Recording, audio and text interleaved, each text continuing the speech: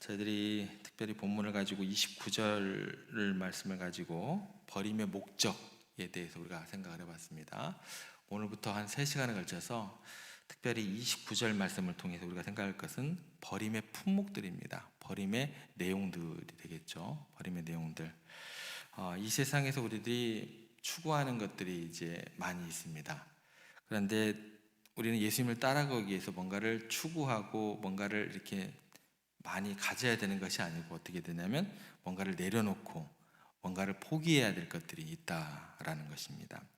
오늘 본문을 통해서 주님께서 우리에게 요구하시는 이 버림에 대해서 우리가 좀 더 깊게 들어가 보겠습니다. 우리가 소중하게 여기는 것들, 특별히 버리기 어려운 것들을 통해서 하나님께서 우리들에게 어떤 의미를 부여하시고 또 어떤 일을 하게끔 하시는지 좀 살펴보려고 합니다.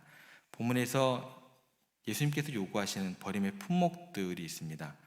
한 2가지 종류로 분류가 됩니다. 그런데 그 2가지 모두 다 버리기 힘든 것들이에요. 그런데 버리기 힘든 것들인데 어느 것은 그래도 우리가 이를 악물고 하나 버릴만 하는 것들이 있고 어느 것은 절대 버릴 수 없는 것들을 이렇게 품목이 2 종류로 나뉘어요. 근데 좀 약간 어렵게 결단하고 우리가 버릴 수 있는 품목도 버리라고 하시고 정말 양보하지 못할 만한 그런 것까지 버리라고 하세요. 한번 29절 한번 다시 한번 보겠습니다.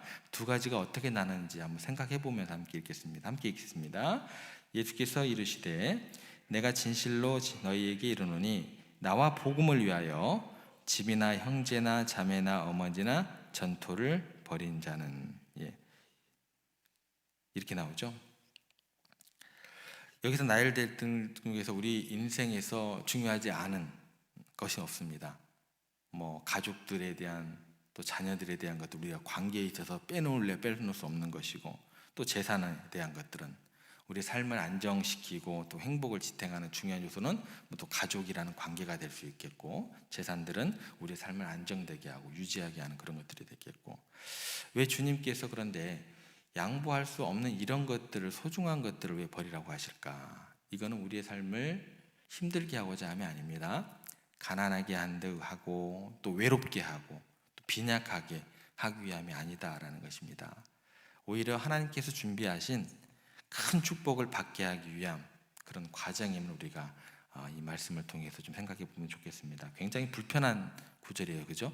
이 구절 읽고 난 다음에 어느 누구 하나 편하다라고 이야기할 수 있는 사람이 있을까요? 없습니다. 형제 자매 버리라고 근데 누가 편하겠어요? 여기에서 집이나 전토 이런 것들은 아까 얘기했듯이 물질적인 소유와 재산을 의미합니다. 오늘날 우리에게서 물질적인 소유는 필수적인 요소입니다. 그런데 이런 것들은 땅을 살아가면서 우리의 안정을 보장해주는 행복을 유지하기엔 절대적으로 중요한 요소이긴 하지만 집이나 전토가 많지 않다고 해서 우리가 못 사는 건 아니에요.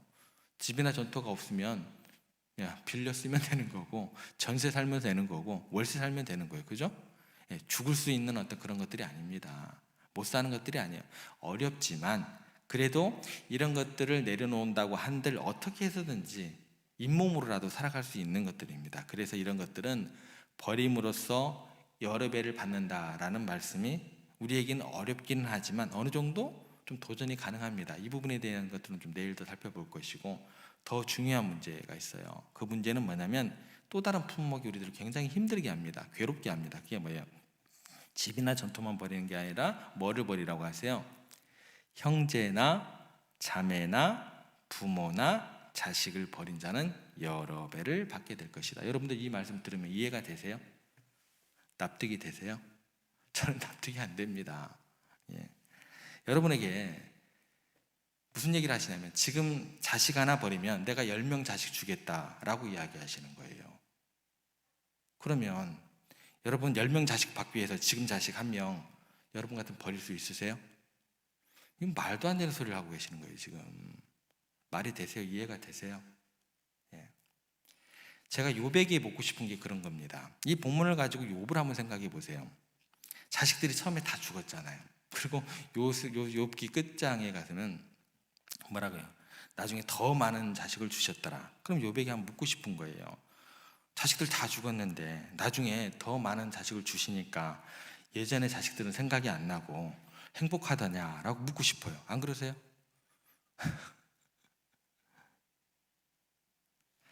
여러분, 형제나 자매는요, 또 부모나 자식은요, 교환 가능한 품목이에요? 교환 불가능한 품목입니다. 여러 배로 가치가 상환되는 그런 성질의 대상이 아닙니다. 그죠? 자식 한 명 잃으면요, 내 생명 잃는 것보다 더 힘듭니다. 자식 10명이 아니라 자식 100명을 갖다 준다고 해보세요. 그 한 명에 대한 아픔이 사라지는지. 절대로 사라질 수 있는 성질의 것이 아닙니다. 도대체 이런 어려운 말씀들을 우리에게 하셔서 요구하는 그 말씀의 의미가 무엇일까? 이 의미가 무엇인지 꼭 생각을 해 두셔야 돼요. 이거 무슨 또 이상한 말씀이 있네 하고 넘어가시면은요, 신앙생활을 제대로 하는 건지 마는 건지 모르시는 거예요.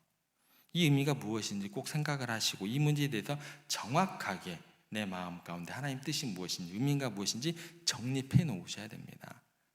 어떻게 사랑이 많으신 예수님께서 한 명을 버리면 여러 배로 받게 된다는 이런 말씀을 하실 수 있느냐는 거예요. 그리고 어떻게 부모와 자식과 형제를 버리라고 할 수 있느냐는 거예요. 여러분, 이 말씀은요, 내 가족에 대한 의무와 책임을 버리라는 이야기가 아니에요. 그들을 저주하고 멸시하라는 이야기는 더더욱 아닙니다. 믿든지 믿지 않든지 다 마찬가지예요.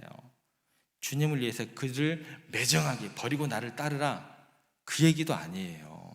이걸 오해하시면 안 돼요. 형제와 자매와 자식을 버리라 그랬더니 나는 하나님만 쫓아가기 위해서 그들을 매정하게 그냥 버려버리고 저는 주님을 따랐습니다, 이게 아니다라는 것입니다. 이렇게 가면 굉장히 우리 하나님을 잘못 가르치는 것이 되는 거예요.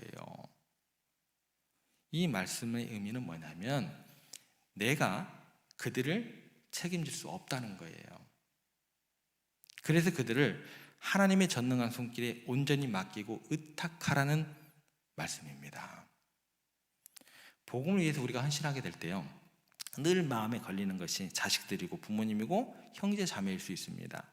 우리가 예수님과 나와 복음을 위해서 산다고 앞에 우리가 살펴봤잖아요. 버림의 목점 자체가, 그러니까 예수님과 복음을 위해서 산다고 할 때, 다른 말로 우리가 세상 일로 뒤로 하고 하나님을 위해서 헌신하기로 결단하게 되면, 또 복음을 전하면서 최우선 순위를 교회에 두고 어려운 사람들을 위해서 그 마음을 두고 그럴 때, 내가 내 형제와 자매와 부모와 자식들을 어떻게 해서든지 더 많이 도와주는데, 필연적으로 그 길을 가다 보면 어떻게 돼요? 소홀해질 수밖에 없는 부분이 생겨요, 안 생겨요? 생깁니다. 그런데 하나님께서 오히려 이 말씀을 통해서 그들과 나와의 관계보다 내 가족인 그들과 하나님과의 관계를 더 중요시 여기라는 거예요. 내가 그들에게 해줄 수 있는 것보다 하나님께서 그들에게 해줄 수 있는 것이 훨씬 크다라는 것을 인정하라는 거예요. 다시 말해서 하나님 관계의 친밀도입니다. 그 친밀함을 통해서 나와 그 사람의 관계의 친밀도보다 하나님과 나와의 관계의 친밀도를 더 깊게 하라는 거예요. 나와 하나님 사이에 부모와 형제마저도 끼어들어서는 안 될 만큼 나와 하나님은 더 밀접한 관계가 되어야 된다는 거예요. 동시에 이 말은 무슨 말이 돼요? 부모님과 형제들과 자매들과 하나님과의 관계 속에서 나랑 그들과도 가깝지만 나보다도 하나님과 더 가까이 하게 하시고, 그리고 하나님께서 책임지시기 때문에 그 사람들과 하나님들 사이에 내가 더욱더 큰 영향력이나 더 관계를 내가 더 끼어들으려고 하지 말라는 이야기가 되는 것입니다. 그래서 신앙이라는 것은요, 절대적인 관계예요. 그 어떤 것도 그 사이에 끼어들 수가 없습니다. 여러분들과 하나님 사이가 제가 끼어들 수 있어요, 없어요? 없는 거예요. 저에게 하나님의 음성을 들려주라고 하지 말라고 했던 얘기가 그 얘기입니다. 저는 말씀을 열심히 전하는 뿐이고, 그 말씀을 듣고 성경책을 읽으면서 하나님의 음성을 누가 들으셔야 되는 거예요? 여러분들이 듣는 거예요. 목사가 들려주는 게 아니에요. 목사를 통해서 여러분들에게 하나님의 음성이 들려지는 게 아니다라는 것입니다. 목사는 성경을 읽고 연구하고 말씀을 전할 때 그 말씀을 가지고 여러분들이 직접 듣는 거예요. 신앙은요, 절대적인 관계입니다. 그 사이에 어떤 것도 낄 수도 없는 거예요. 예를 들면 여러분들이 자식들을 결혼시킨다고 했을 때, 부모를 떠나 남자가 여자와 하나가 되기 때문에 부모와 그 자녀 사이에 부모가 계속해서 간섭을 하게 되면, 결혼하고 난 다음에 어떻게 돼요? 아들과 부모 사이 뭐가 되는 거예요? 마마보이가 되는 거예요. 그럼 그 사이는 어떻게 돼요? 반드시 갈라집니다. 끼어들면 안 되는 거예요. 마찬가지로 하나님과 우리 사이에 그 어떤 것도 끼어들어서는 안 되는 부부 사이와 같은 그런 밀접한 관계가 있어요. 그래서 신랑 신부의 관계로 하나님께서 이스라엘 백성과 하나님의 관계도 표현하시기도 합니다. 그래서 우리는요, 그 사람들을 온전히 하나님의 사람들로 인정을 해야 돼요. 동시에 나도 하나님의 소유이고 하나님의 것이라는 것을 인정해야 된다는 것입니다. 그들에 대한 내 인간적인 기득권 하나님 앞에 내려놓으면 하나님께서는 그들에 대한 우리의 관계가 있을 때 해야 되는 그 모든 역할들을 뭐예요? 더 완벽하게, 더 온전히 여러 배로 회복시켜주시고 온전하게 만들어 주신다는 말씀입니다. 예. 여러분, 내가 내 자식의 모든 것을 결정하고 내 뜻대로 하려고 할 때 그 자식은 하나님의 뜻대로 사는 것보다 훨씬 더 힘든 삶을 살아가요. 제가 제 욕심으로 여러분들을 막 뭔가 끌어가려고 하면은요, 하나님의 뜻대로 그런 것보다 여러분들 더 괴롭게 하고 힘들게 하는 것이 되는 거예요. 자유함이 없는 거예요. 사람의 생각과 사람의 선입견이 들어가기 때문에 그래요. 교회도 마찬가지입니다. 사람이 끌고 가는 교회가 아닙니다. 말씀의 중심에 서서 중심을 딱 잡고 그렇게 가는 거예요. 어느 한 사람, 큰 사람 필요 없습니다. 하나님께 온전히 맡기고 하나님의 뜻대로 내 자식이 내 부모님 하나님의 축복 가운데 살 거라 믿을 때 더 위대한 삶을 살아간다라는 거예요. 이거를 아브라함과 이삭과 관계를 보고 더욱더 생각을 하시면 더 쉽습니다. 아브라함에게 하나님께서 내 아들 내 사랑하는 독자 이삭을 번제로 바쳐라 이렇게 말씀하십니다. 꼭 강조를 하시는 게 사랑하니라는 것을 강조를 하세요. 그러면서 번제를 바치라 또 버리라, 번제로 바치라는 건 버리라는 거잖아요. 버리라, 그리고 나를 따르라는 거잖아요. 그 요구하실까? 사랑을 강조하고 그렇게 이야기를 하십니다. 그것은 하나님께서 이삭을 제물로 요구하는 것이 아니에요. 이삭을 꼭 번제로 내가 태워지는 것을 내가 봐야겠다, 그게 아니에요. 이런 것 보고 괜히 또 뭐 이상한 짓들을 해요. 그죠? 이삭과 아브라함과 하나님 사이에 뭔가 관계에 문제가 생기기 시작했기 때문에 그러신 거예요. 그 문제 해소하기를 위하신다라는 거예요. 원래 아브라함은요, 하나님께 부름받은 사람이고 아브라함에게는 하나님밖에 소망이 없었던 사람입니다. 그래서 아브라함과 하나님 사이를 갈라놓을 수 있는 것이 어떤 것도 없을 만큼 굉장히 깊은 관계 가운데 있었어요. 그런데 하나님께서 이삭을 선물로 딱 준 다음부터 문제가 생기기 시작합니다. 아브라함이 하나님을 안 쳐다봐요. 이삭만 쳐다보는 거예요. 예전에는 하나님이 기쁨이고 소망이었는데 100세에 낳은 아들 이삭이 소망이고 기쁨이 되어버렸어요. 그러니까 뭐가 깨지는 거예요? 하나님과 절대적인 우선순위의 관계가 깨져버린 거예요. 그러니까 하나님을 조금씩 멀리하게 되고 하나님의 뜻대로 사는 게 아니라 이삭이 원하는 것을 해주면서 이삭 뜻대로 살아가기 시작합니다. 신앙적인 규정이 깨지기 시작한다는 거예요. 하나님의 자리에 누가 있는 거예요? 이삭이라는 아이가 자리하게 됩니다. 이러면 불행해지는 거예요, 이제. 그런데 아브라함이 이삭을 하나님께 기꺼이 바치라고 결단을 하게 됩니다. 그랬을 때 놀랍게 하나님께서 이삭을 바치도록, 버리도록 허락을 하세요, 안 하세요? 안 하십니다. 안 하세요. 멈추라 그러시죠? 그리고 뭐라고 그러셨어요? 그 버림이 더욱 고결한 가치로 돌아오게 됩니다. 네가 네 사랑하는 아들 내 독자 이삭까지도 내게 아끼지 아니했으니 내가 이 씨로 말미암아 내게 복을 주어 이 씨가 바다의 모래같이 하늘의 별처럼 많아지게 하겠다. 그 씨가 누구예요? 버리라고 했던 그 버린 이삭이라는 그 씨가 오늘 본문에 나오는 여러 배. 근데 이게 여기서 그치지 않아요. 이삭이라는 씨가 여러 배 정도의 모래 또 별 여러 배 정도가 아니라 하늘의 별처럼 바닷가의 모래처럼 많아지게 하겠다. 여기서 끝나는 것이 아니고요. 내 씨로 말미암아 그 다음에 어떤 축복까지 이어지게 되냐면 대적의 문을 얻을 것이요. 승리하게 하겠다는 거예요. 그리고 그 씨가 천하 만민의 복의 근원이 될 것이다. 또 이런 얘기까지 해주세요. 그러니까 이삭을 온전히 바치려고 할 때 하나님과 이삭의 관계를 더 소중히 여기게 될 때, 나와 하나님과 관계를 더 소중히 여기게 될 때, 그럴 때 그 순간 그냥 숫자적인 어떤 복뿐 아니라 위대한 이삭이 되게 그런 위대한 후손이 되게 그렇게 하나님께서 돌려주셨다라는 것입니다.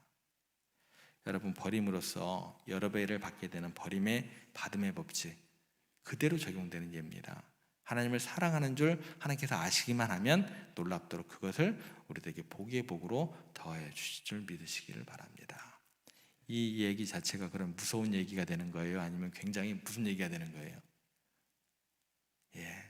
이 얘기는요, 매정한 얘기가 아니에요. 무서운 얘기도 아니에요. 얼마나 그 사랑이 담겨있는, 내가 책임져 줄게, 이런 얘기를 굉장히 무섭게 해버리면 성도들을 신앙생활을 어떻게 하라는 거예요? 가정을 어떻게 꾸려나가는 거예요? 형제자매를 어떻게 돌보라는 거예요? 말도 안 되는 메시지를 전하고 있어요. 절대 그게 아닙니다. 아니에요.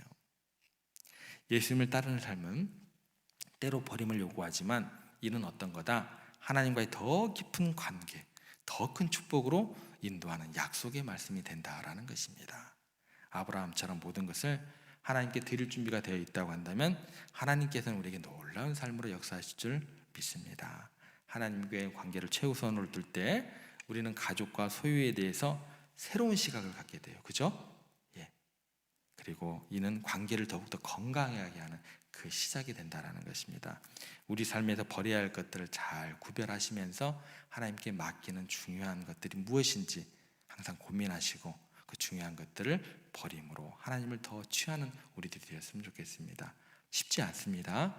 쉽지 않아요. 쉽지 않지만 하나님께 모든 것 맡기시고 그분의 뜻대로 살아가는 삶을 선택을 하면 우리가 예상하지도 못했던 더 큰 축복의 통로가 될 줄로 믿습니다. 하나님께서 우리를 통해 이루실 더 큰 역사를 믿는 믿음 가운데서 살아가시고 그런 오늘의 하루의 삶을 살아가시기를 주님의 이름으로 부탁을 드립니다.